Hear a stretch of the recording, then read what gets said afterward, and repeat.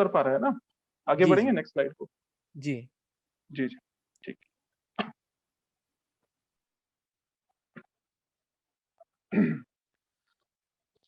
और 1-2 आदाब हैं, आदाब के ताल्लुक से और एक कुछ 2 बातें हैं कि हिंदुइज़्म को जब हम अप्रोच कर रहे हैं, तो सवाल ये बनता है कि आखिर हिंदुइज़्म है क्या चीज़? What is Hinduism? और ये सवाल का जवाब मैं यहाँ देने की कोशिश नहीं करूँगा। एक तो इसलिए भी क्योंकि मैं कोई मेरे पास कोई एक्सपर्टीज़ नहीं है उस चीज़ में, और इसलिए भी क्योंकि जिनके पास एक्सपर्टीज़ है, वो भी इस सवाल का जवाब देने में देने में दुश्वारी महसूस करते हैं। क्योंकि वो हिंदुइज़्म एक कॉम्प्लेक्स एंटिटी का नाम है, जिसके अंदर एक मल्टीपल डाइवर्सिटी है, और शायद हमारे लिए ये इतना अहम भी नहीं है कि हम उसे एक एक ठोस या एक ख़ास कोई डेफ़िनिशन दें इस पॉइंट पर। बस हम इस कॉम्प्लेक्सिटी को सामने रखते हुए बस आगे बढ़ते हैं। क्योंकि इससे बस ये समझना चाहिए कि हिंदुइज़्म एक डिसेंट्रलाइज़्ड ट्रेडिशन है। यानी कि उनके पास कोई सेंट्रल अथॉरिटी नहीं है, जैसे कि पोप होगा, जिसको जिसके कहने पे सबको उस तरह के ही व्यूज़ को मानना होगा। उस तरह से कुछ सेंट्रलाइज़्ड रेगुलेशन नहीं है। और एक बात ये भी मिलती है जो हमें हमारे ट्रेडिशन से और इब्राहिमिक ट्रेडिशन से जो मुख्तलिफ हिंदुइज़्म मिलती है, वो ये है कि यहाँ पर हमारे पास इस्लाम में एक बुनियादी किताब होती है कुरान, आपके अहले किताब के पास बाइबल बुनियादी किताब होती है। पर हिंदुइज़्म में मुख्तलिफ किताबें आपको बुनियादी किताबें दिखेंगी, और उनमें भी कुछ किताबें ज़्यादा अहमियत रखते हैं, कुछ किताबें कम अहमियत रखते हैं, कुछ लोगों के लिए दूसरी किताबें अहमियत रखते हैं। तो वो इंटरनल डाइवर्सिटी वहाँ मिलेगी आपको। और एक पहलू, अहम पहलू ये भी होता है, यहाँ पे हज़रत अली का एक कौल मैंने शॉर्ट फॉर्म में यहाँ पे लिखा है।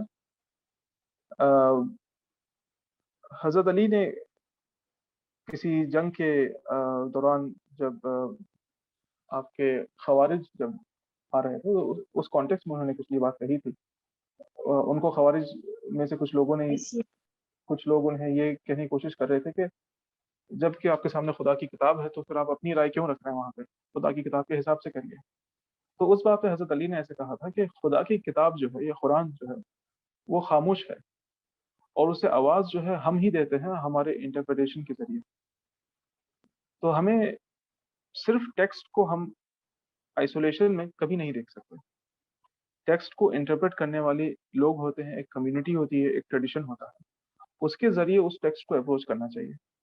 और ख़ुसूसन हम कोई नए या कोई अलग मज़हब को हम अप्रोच करने की कोशिश कर रहे हैं, तो उसमें और ज़्यादा ये अप्लाई होगा कि हम उस उनके ट्रेडिशन, उनके जो टेक्स्ट हैं, उनको डायरेक्टली लेकर पढ़ने में ये दुश्वारी होगी कि हम उसमें हमारे ज़हन में जो कुछ आइडियाज़ हैं, हम उन्हें वहाँ रीड करने की कोशिश करेंगे, और इससे हम कुछ गलत नतीजों पर पहुँच सकते हैं। तो बेहतर ये होगा कि हम, मिसाल के तौर पे आप उपनिषद की आप पढ़ने की कोशिश कर रहे हैं, तो उसके अतराफ जो बाद में जो स्कूल्स बन चुके हैं, स्कूल ऑफ थॉट्स जो बन सके हैं, अद्वैता है और विशिष्ट अद्वैता है और द्वैता है, मुख्तलिफ स्कूल्स ऑफ थॉट हैं।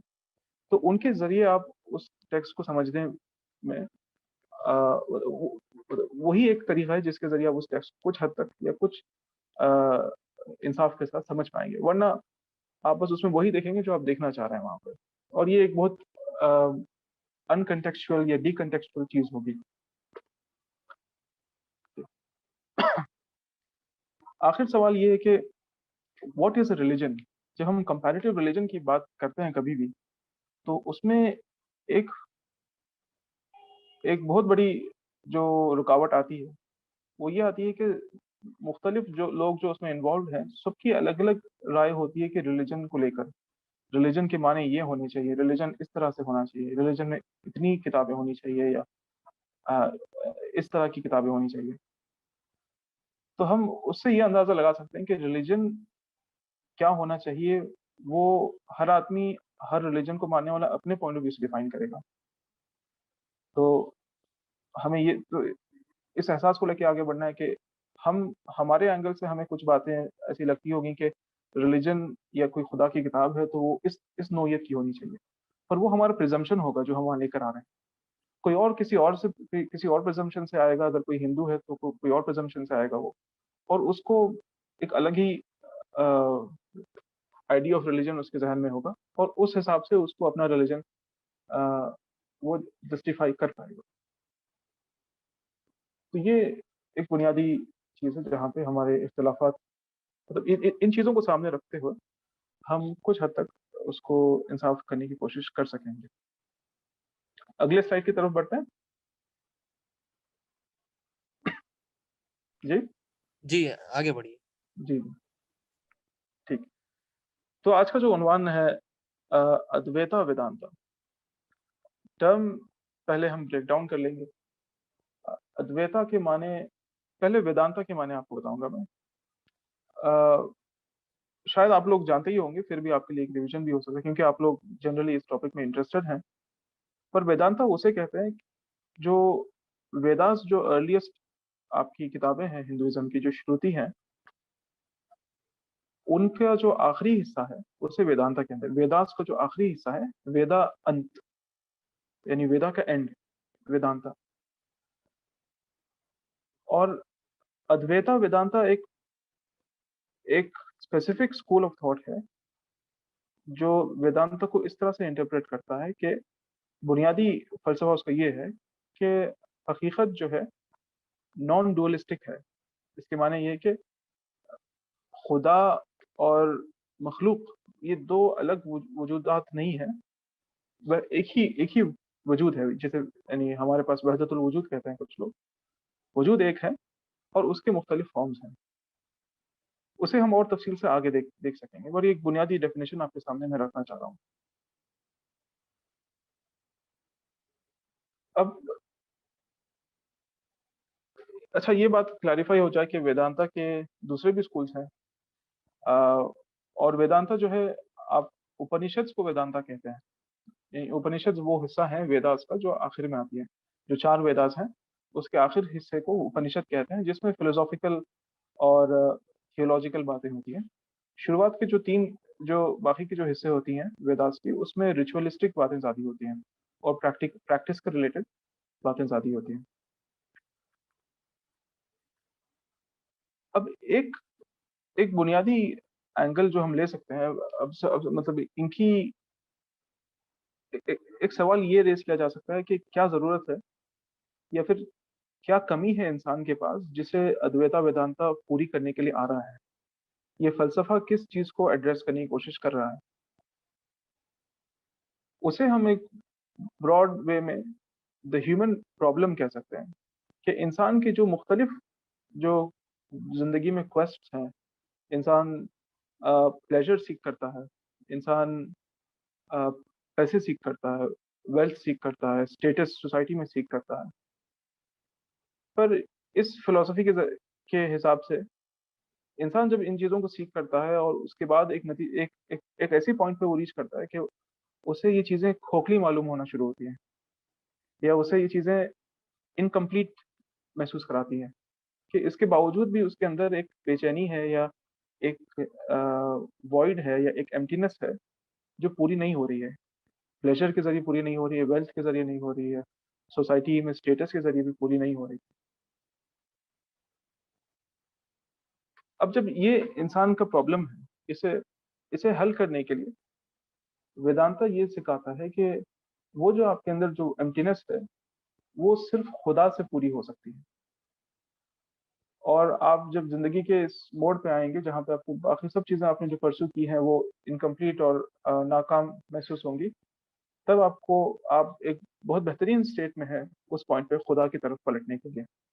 क्योंकि आपके अंदर से आपको एहसास हो रहा है कि कोई और चीज़ मुझे अब सैटिस्फाई करने वाली नहीं है। बस जो इन्फिनिट है और जो लिमिटलेस है, वही चीज़ मुझे खुशी दे सकती है, ज़िंदगी में सुकून दे सकती है। इसमें एक इंटरेस्टिंग पॉइंट ये है कि यहाँ पर नॉलेज भी लिमिटेड बताई जाती है। एक आपको वाक़या सुनाता हूँ। एक वाक़या या एक किस्सा है जो छंदोग्य उपनिषद में आता है, जहाँ पर नारदा जो है, जो कि बहुत ही वेल एजुकेटेड और बहुत ही हाई स्टेटस वाले, वो अपने टीचर के पास जाते हैं, सनत कुमारा के पास, और वो उनसे कहते हैं कि मैंने मुख्तलिफ चीज़ों का इल्म हासिल किया है दुनिया भर की। मैंने एस्ट्रोलॉजी पढ़ी है, मैंने astronomy, chemistry, grammar, mathematics, logic, philosophy, ये सब चीज़ें मैंने पढ़ी है। उसके बाद भी मुझे एक सॉरो महसूस हो रहा है या एक दुःख महसूस हो रहा है और उसके बाद भी ये एक अंदर एक कमी महसूस हो रही है, तो वो इसीलिए वो अपने टीचर के पास आते हैं कि प्लीज़ आप अपने हिकमत से मुझे इस चीज़ का इलाज बताएँ। तो देखिए यहाँ पे एक हमें ये बात मिलती है कि नॉलेज भी जो चीज़ है, नॉलेज 2 किस्म की हो सकती है। एक इस किस्म की नॉलेज हो सकती है जो आप एक्सटर्नल ऑब्जेक्ट्स की नॉलेज है, जो नारदा के पास थी और वो सब चीज़ों को हासिल करने के बावजूद भी वो अपने अंदर एक कमी महसूस कर रहे थे। तो ये जो दूसरी किस्म की नॉलेज है, वो जो अपने अंदर जो कमी है उसको पूरी करने की जो नॉलेज है, वो एक दूसरी किस्म की नॉलेज होगी और उसे इस ट्रेडिशन में हायर नॉलेज कहा जाता है या पारा विद्या कहा जाता है और वो नॉलेज है अपने सेल्फ की और इस उपनिषद के मुताबिक वो जो सेल्फ है, वही आपका जो आपकी आत्मन है, जो डीपेस्ट सेल्फ है, वही ब्रह्मन है। यानी खुदा जो है आपके रूह से कनेक्टेड है। तो वैसे कितना टाइम हो गया हमारा? हाँ, हाफ टाइम हो चुका है? Half half time over. जी, जी, हाफ जी। टाइम इज ओवर डॉक्टर साहब। ओके, जी, जी। तो यहाँ पे एक मैं थोड़ा पॉज़ कर लेता हूँ और आप लोग कुछ भी अब तक कुछ सोच रहे हैं इन चीज़ों के बारे में तो प्लीज़ उसका इज़हार करिए और क्विकली कर लेंगे तो दूसरों का भी टाइम बच जाएगा। चलेगा मामला खाना खाना अभी तक कोई आप चीज़ खाइए। मुश्किल हो रही है समझने या कुछ?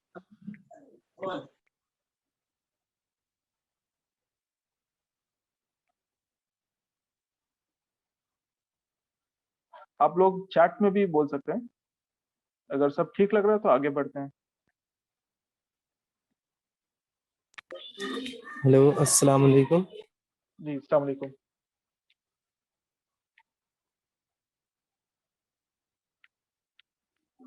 हेलो। हेलो जी वालेकुम अस्सलाम। जी, जी। जी मेरा ये एक छोटा सा मुझे इंफॉर्मेशन चाहिए थी कि क्या कोई ऐसी बुक है जिससे हम जो है बहुत ही ज़्यादा मतलब नॉर्मल तरीके से और बहुत ही ज़्यादा आसान तरीके से हिंदुइज्म को समझ सकते हैं। और वेदास जो है, उपनिषद है, और जो है एक शिव पुराण करके भी मतलब कोई मतलब ग्रंथ है हिंदुइज्म का, तो उसके बारे में कोई ऐसी किताब है क्या जो अच्छी तरह से हमें इंट्रोड्यूस करा सके हिंदुइज्म के बारे में? जी, जी। हाँ, नहीं ये बहुत अच्छा सवाल है और इस पर मैं आप अगर आखिर तक रुकेंगे तो मैं आखिर में कुछ किताबें सजेस्ट करने वाला हूँ। उसमें ये एक किताब मेरे ज़हन में आ रही है, आप जो पूछ रहे हैं उसके मुताबिक। इंशाल्लाह मैं आखिर में बता दूँगा। जब जी तक के लिए सब्र इंशाल्लाह रखते हैं थोड़ा। जी जज़ाकल्लाह जी, जी। इंशाल्लाह। मैं माजरत चाहूंगा, मुझे मुझे थोड़ा सा सब्र करना चाहिए था। नहीं, नहीं, नहीं, जज़ाकल्लाह। नहीं, नहीं, आपने अच्छा पूछा और क्योंकि ये इतनी कॉम्प्लेक्स चीज़ है तो उसमें उसके लिए आसान किताबें ज़रूरी होती हैं। जी बेशक बेशक। ठीक मैं है इंशाल्लाह आपको इंशाल्लाह। आखिर में कुछ किताबें सजेस्ट करूँगा। जी ठीक है, जज़ाकल्लाह। अस्सलाम वालेकुम रहमतुल्लाह। वैसे अली अस्सलाम भाई वालेकुम आपको रहमतुल्लाह। जी, जी, अस्सलाम वालेकुम। आपको मुश्किल हो रही थी कोई नहीं नहीं पॉइंट पे तो आप बता आप सकते हैं, वो भी। जी, जी, रहील बताइए। जी नहीं नहीं आप बात कंप्लीट करिए। आप उनसे बात कर रहे थे ना, अली से। नहीं, नहीं, मैं बस ऐसे ही जनरल पूछ रहा था कि कुछ मुश्किल भी अगर हो रही है, कोई भी चीज़ अब तक समझ में नहीं आई है तो बता दीजिए, फिर उस पे और वज़ाहत हो जी सकती है। मुझे जी, या थोड़ा स्लो जाना चाहिए? हेलो। जी, जी। जी वो असल में मुझे बात ये कहनी थी कि तो इससे मैंने जो इस राहिल भाई क्वेश्चन कर लें, उसके बाद दूसरे कर सकते हैं। राहिल भाई क्वेश्चन करिए आपका। जी, जी। ओके जी। तो मेरा ये सवाल था कि अभी जैसा आपने बताया अद्वैत वेदांत और विशिष्ट अद्वैत वेदांत अद्वैत वेदांत, तो ये सब जो है वो वेदास में डायरेक्टली लिखा हुआ है या फिर ये इंटरप्रिटेशन है स्कॉलर्स का, कि वो लोग ने पॉन्डर करे वेदास पे, सोचे और बोले कि ऐसा हो सकता है, इसका मतलब ये हो सकता है। तो ये डायरेक्ट है या फिर वो इंटरप्रिटेशन है स्कॉलर्स का, फिर उस हिसाब से मतलब ये आए कैसे, ये जो है जी, जी। जो वेरियस। जी, जी, सही। अच्छा सवाल। ये तो वेदास तो आपकी सबसे पुरानी किताबें हैं हिंदुइज़्म की, जो कि शायद 3000 साल पुरानी किताबें हैं, और शायद ओरल ट्रेडिशन के हिसाब से देखा जाए तो और भी पुरानी है। और आपके जो स्कूल्स हैं वो पूरी तरह से बाद में डेवलप हुए हैं। पहले शायद कुछ हद तक उनके अकायद हुआ करते थे और कुछ बिलीफ्स हुआ करती थी, पर जो सिस्टमैटिक जैसा डेवलप हुआ है वो बाद में डेवलप हुई है। मिसाल के तौर पे आपके अद्वैता जो ट्रेडिशन है उसके जो सबसे बड़े बानी या उसके जो सबसे बड़े स्कॉलर माने जाते हैं, शंकराचार्य, वो तकरीबन 500 एडी के टाइम के हैं। तो यानी कि वेदास के काफी बाद के वक्त के हैं ये। पर एक बात तो ये है कि उपनिषद जो है वो उसका एसेंशियल मैसेज क्या है वो बता सकना बहुत ही मुश्किल काम है। और बहुत सी उसमें बातें मिलेंगी आपको जो अद्वैता किस्म की बातें मिलेंगी, पर कुछ कुछ और तरीके से भी उसे इंटरप्रेट किया जा सकता है। तो इसीलिए मुख्तलिफ इस तरह के स्कूल्स बने हैं जो अलग अलग वे में देखते हैं। पर मेरे ख्याल से सबसे इन्फ्लुएंशियल जो स्कूल है आज के ज़माने में भी वो अद्वैता का स्कूल है। मेजॉरिटी जो ओपिनियन जो लोग जिस तरह से इंटरप्रेट करते हैं उसको वो अद्वैता के हिसाब से करते हैं। और प्रैक्टिकली ये चीज़ें तो कुछ हद तक मिक्स हो जाती हैं। तो अद्वैता वाले इन प्रैक्टिस को चीज़ें कहीं और से भी लेते हैं, और इंटरमिक्स और इंटरचेंज होती हैं ये चीज़ें।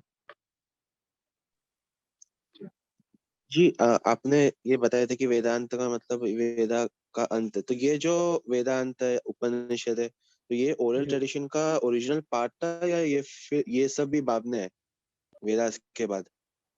जी जी उपनिषद वेदांत। जी। वेदास में वेदास तो चार चार वेदास हैं। जैसे कि ऋग्वेदा, यजुर्वेदा, समवेदा, अथर्ववेदा, ये चार वेदास हैं। और हर एक वेदा में शुरू का जो हिस्सा होता है उसे पूर्व मीमांसा कहते हैं, और जो बाद का हिस्सा होता है उसे उत्तर मीमांसा कहते हैं। यानी कि शुरू के कुछ जो उसके बातें होती हैं वो रिचुअल से ज़्यादा मुतालिक होती है, और आखिरी का जो उसका सेगमेंट होता है वो छोटा होता है उसके कंपैरिजन में, पर वहाँ पे फिलोसॉफिकल किस्म की बातें होती हैं। और उपनिषद तो वो एक ही साथ की है, उसी उसी टाइम की तकरीबन। जी। तो आगे बढ़े, आगे शायद बढ़ते हुए और चीज़ों की वजाहत हो सकती है। अच्छा, सलमान अंसारी पूछ रहे हैं कि वेदांता की मीनिंग ठीक से समझ में नहीं आई। तो इसको आप दो हिस्सों में डिवाइड कर सकते हैं, एक वेदा और अंत। अंत यानी कि एंड। तो वेदा का जो अंत है यानी कि जो उसका लास्ट पार्ट है, जिस तरह के हमारे कुरान में आखिरी जो पारा है, आखिरी जुज है, उस तरह से यानी उस किताब में वो आखिरी हिस्से में आ रहा है। और शायद ये वक्त के हिसाब से भी आखिरी हिस्से में कंपोज की गई थी, बट तकरीबन उसी उसी उसी टाइम के आसपास है ये। ठीक है, तो आगे बढ़ेंगे और फिर बाकी की जी, जो। अस्सलाम वालेकुम वरहमतुल्लाहि वबरकातुहू। मेरा भी एक छोटा सा सवाल था जी कि जी बिल्कुल। जो हिंदुइज्म में वेदास है तो शायद ये बहुत पुराने हैं, और जब साइंस और टेक्नोलॉजीज डेवलप नहीं हुए थे तो आज के थोड़े जमाने में जैसे आयुर्वेदा है तो उसमें मेडिसिन और थोड़ी चीजें टेक्नोलॉजी से उसकी मदद से बना रहे, तो अगर वो किताबें बरहक नहीं है तो फिर ऐसी चीजें लिखी हुई कैसा है? मतलब क्या आप ये पूछ रहे हैं कि वो ऑथेंटिक है या नहीं, वो पूछ रहे हैं आप? ऑथेंटिक, हाँ वो तो ऑथेंटिक नहीं है, बुक्स इंसानों की लिखी हुई है, मगर थोड़ी चीजें जैसे आयुर्वेदिक मेडिसिन है यानी आयुर्वेदा से लिए गए, और थोड़े चीजें हैं जो हिंदू स्क्रिप्चर से जैसे मिसाइल है। थोड़ा सवाल जी आप जी समझ गए होंगे। जी। ये लास्ट क्वेश्चन रहेगा, इसके बाद हम आगे जी बढ़ेंगे। फिर जी हम जी। सेशन आगे बढ़ाने के बाद आखिर क्वेश्चन ले लेंगे। ठीक। आप आंसर कीजिए जी। जी जी, ठीक। माफ करिए, मुझे पूरी तरह से सवाल समझ में नहीं आया, मगर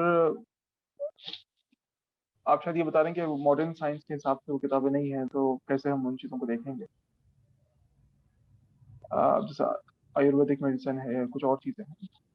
तो एक तो इन चीज़ों पर एक साइंटिफिक आंसर देना तो बहुत मुश्किल है हमारे लिए, क्योंकि हम डायरेक्टली तो उसकी मैंने कुछ स्टडी नहीं की है, या फिर मैं कोई साइंटिस्ट नहीं हूँ उस हिसाब से कि मैंने पर इस पर रिसर्च हो सकता है और इस पर लोग देख सकते हैं। पर जहाँ तक बात ये है कि जो मॉडर्न साइंटिफिक कुछ एबनॉर्मेलिटीज या कुछ अनोमलीज जो आपको नजर आएंगी पुरानी किताबों को लेकर, अगर आप देखना चाहें साइंस के हिसाब से, तो हमें ये समझना चाहिए कि ये जो ट्रेडिशंस हैं ये कई हजार सालों से चलती आ रही हैं। और अगर कोई भी ट्रेडिशन इतना लंबा चलता है और इतना उसको काबिलियत या सॉरी कबूलियत इतनी मिलती है उसे, तो उसके अंदर कुछ ना कुछ इस तरह के मैकेनिज्म्स होते हैं, कुछ सिस्टम्स होते हैं जिसके जरिए वो अपने आप को जस्टिफाई कर पाता है और रैशनल या लॉजिकल रख पाता है, और ये वक्त के साथ अडेप्ट होती हैं। तो ये एक अलग चीज हो सकती है, शायद हम कोई अगले सेशन में हम इसे डिस्कस कर सकते हैं कि वो किस तरह से हम इस बात को तफसील में देख सकेंगे कि वो किस तरह से इन चीज़ों को रिकनसाइल करते हैं वो लोग।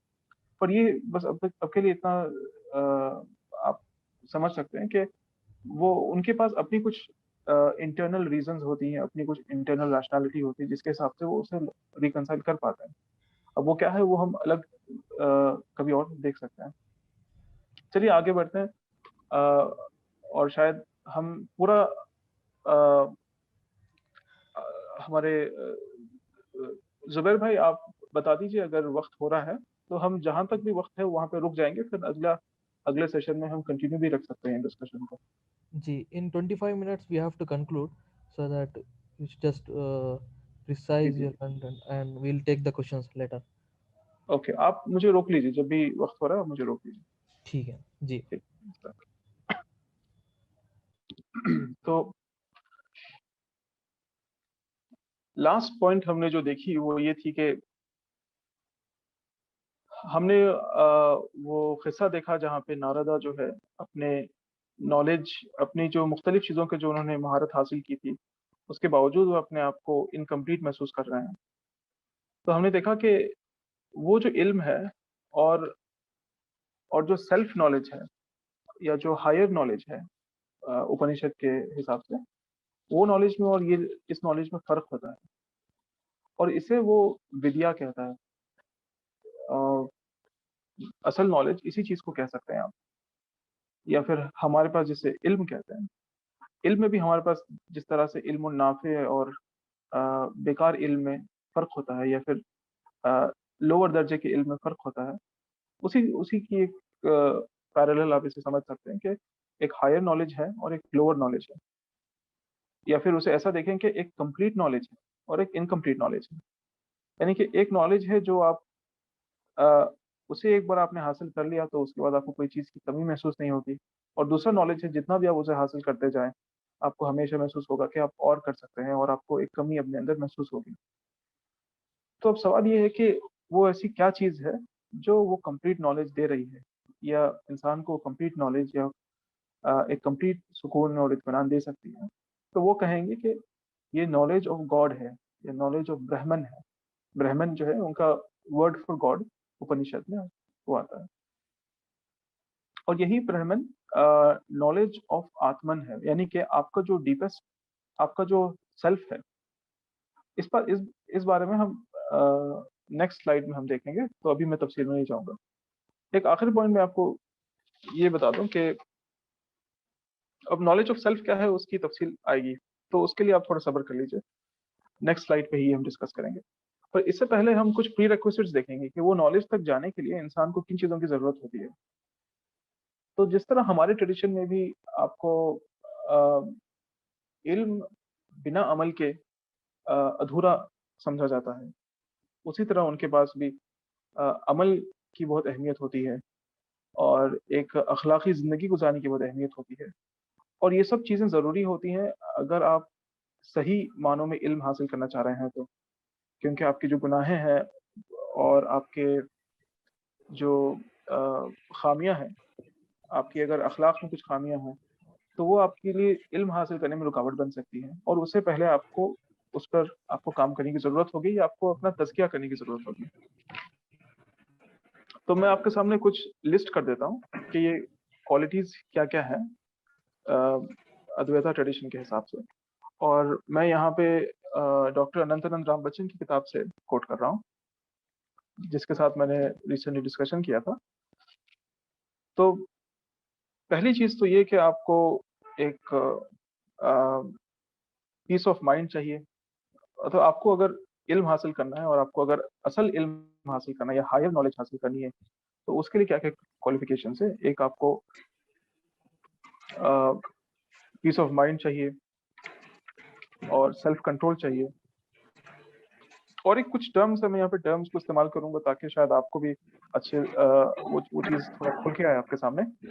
तो एक टर्म ये है कि जिसे वो विवेका कहते हैं, यानी कि जो रियल है और जो अनरियल है उसमें फ़र्क करने की जो कैपेसिटी है उसको विवेका कहेंगे। यानी कि आपके पास एक ऐसा फुरखान है या एक क्राइटेरियन आपके अंदर डेवलप हो रहा है, आपके ज़हन में, आपके माइंड में, जिसकी बुनियाद पे आप ये फ़र्क कर सक रहे हैं कि ये चीज़ परमानेंट है और ये चीज़ टेम्पररी है, ये चीज़ एब्सोल्यूट है और ये चीज़ रिलेटिव है। यानी कि ये चीज़ खुदा है और ये चीज़ मखलूक है। तो वो फ़र्क करने के लिए आपको एक ज़हन चाहिए उसके लिए, और एक क्रिटिकल माइंड चाहिए आपको, खुदा और मखलूक और रियल और अनरियल में फ़र्क करने के लिए। तो इसे विवेका कहते हैं। अब उसके बाद आपको वैराग्य चाहिए, यानी कि आपको एक चीज़ों की जो चाहत है, उससे बेनियाज़ी चाहिए आपको। आप अगर चीज़ों की चाहत में मुब्तला होंगे या कोई ऑब्जेक्ट को आप डिज़ायर कर रहे होंगे, to the left of A. तो Just ये like आपको रोकेगी D असल and इल्म F से। mindset. तो क्या D हो गया? स्पिरिचुअल A एटीट्यूड है की जो आपके पोजीशन अंदर कम आपको हो जाएगी क्योंकि C is on the left of लानी A. है। अगर A यहाँ पे होगा तो C उसके राइट में होगा। तो C A के लेफ्ट में होने कोई की और वजह क्लास से में चल C रही है है साथ में? जी, ठीक है। तो इसमें हो गया C का तो म्यूट कर सकते हैं शायद। जी, ठीक ठीक है। तो अब तक बात आपको समझ में आई है? हम यहाँ पे क्या बात कर रहे हैं कि जो क्वालिटीज़ हैं आपको इल्म हासिल करने के लिए, ठीक है? आगे बढ़ें अभी? जी इस्माइल भाई, जी, हम 10-15 तक बात रखेंगे, उसके बाद क्वेश्चंस ले लेंगे। 10-15 ना? 15? जी हाँ। जी, जी।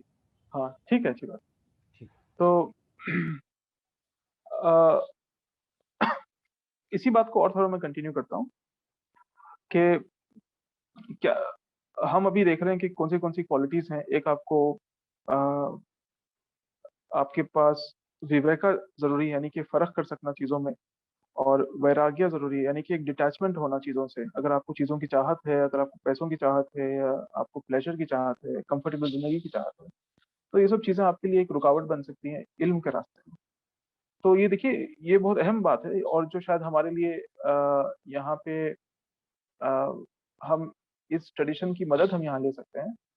ख़ास तौर पे जो मॉडर्न जो सेक्युलर यूनिवर्सिटी में जैसे इल्म को जैसे देखा जाता है, उसके कंपैरिज़न में ये एक अलग पहलू है, यानी ये एक अलग एस्पेक्ट हमें यहाँ मिल रहा है। क्योंकि मॉडर्न कॉन्टेक्स्ट में इल्म का और अखलाक का कोई रिलेशन है ही नहीं। पर जो ट्रेडिशनल, आप अगर ट्रेडिशनल चीज़ों को देखें, यानी हमारे इस्लामिक ट्रेडिशन को देखें या हिंदू ट्रेडिशन को देखें, तो अखलाक और इल्म का बहुत गहरा ताल्लुक होता है।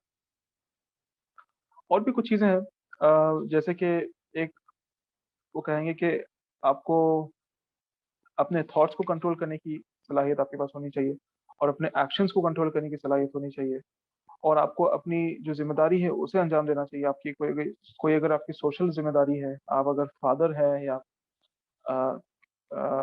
हस्बैंड है या स्टूडेंट है या कोई प्रोफेशन में है, तो वो ज़िम्मेदारी अदा करना भी आपके धर्म का हिस्सा होगा और आपके लिए मुफीद साबित होगा अगर आप वो ज़िम्मेदारी को सही अदा कर रहे हैं, विद्या तक पहुँचने के लिए या इल्म तक पहुँचने के लिए। और उसमें एक बहुत अहम पहलू श्रद्धा का भी होता है। श्रद्धा यानी कि ईमान, फेथ। और फेथ जो है स्क्रिप्चर पे ज़रूरी मानते हैं वो लोग, कि अगर आप उसके उसके बगैर वो जो इल्म है, ब्राह्मण का या खुदा का जो इल्म है, उसके बगैर वो मुमकिन नहीं है। ये जो है क्लासिकल शंकरा के मुताबिक, क्लासिकल नज़रिया यही रहा है कि स्क्रिप्चर में ईमान अहम है और उसके बगैर ब्रह्मन या खुदा को जानना पॉसिबल नहीं है। पर हम ये, अगर आप इसको कॉन्ट्रास्ट करेंगे न्यू स्पिरिचुअल कुछ मूवमेंट्स के साथ, तो वो ये बात रखते हैं कि स्क्रिप्चर जो है सेकेंडरी चीज़ है और स्क्रिप्चर के बगैर भी इंसान खुदा का इल्म हासिल कर सकता है या स्पिरिचुअल एक्सपीरियंस हासिल कर सकता है। तो यहाँ पे एक बहुत बुनियादी हमें फ़र्क महसूस हो रहा है शंकरा में, या जो क्लासिकल जो व्यू है आपकी, और जो मॉडर्न जो उसकी फॉर्म्स हमें आज नज़र आ रही हैं। एक आखिरी पॉइंट, मैं बस ये बात को यहाँ हम ख़त्म कर देंगे, उसके बाद एक आखिर पॉइंट ये भी है कि इंसान, क्योंकि ये सारा ट्रेडिशन हमें ये बता रहा है कि इंसान जो है दुख में है, इंसान जो है सफरिंग में है, और उसे उस सफरिंग से निजात पाने की अपने अंदर से एक तड़प होनी चाहिए, अपने अंदर से एक ख्वाहिश होनी चाहिए। वो भी एक नेसेसरी कंडीशन है खुदा के इल्म को हासिल करने के लिए, क्योंकि इस ट्रेडिशन के मुताबिक खुदा का इल्म वो है जो आपको अपनी सफरिंग से नजात दिलाएगा और आपको इस दुनिया में सुकून फराहम करेगा।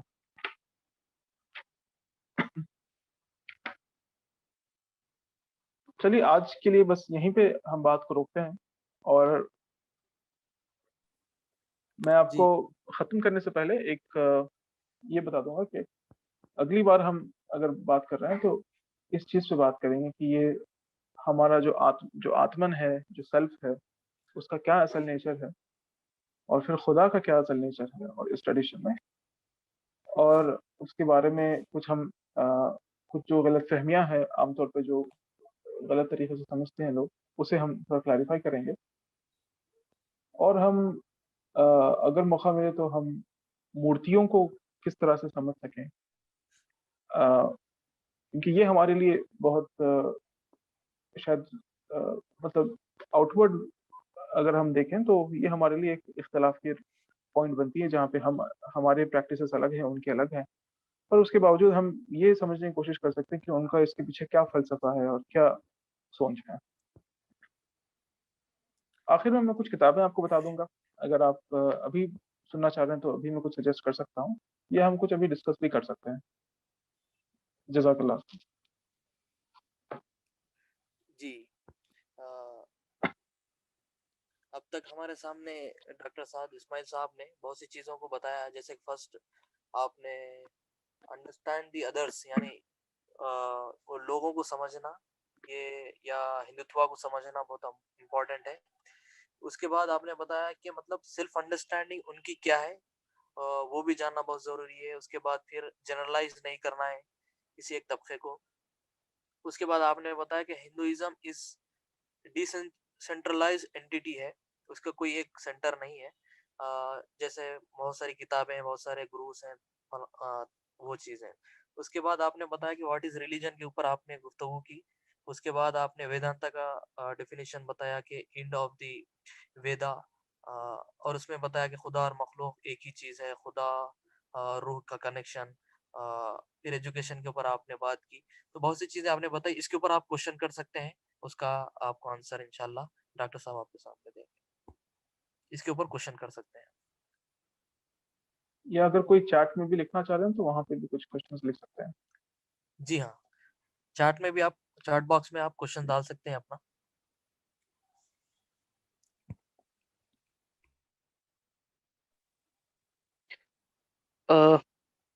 हेलो।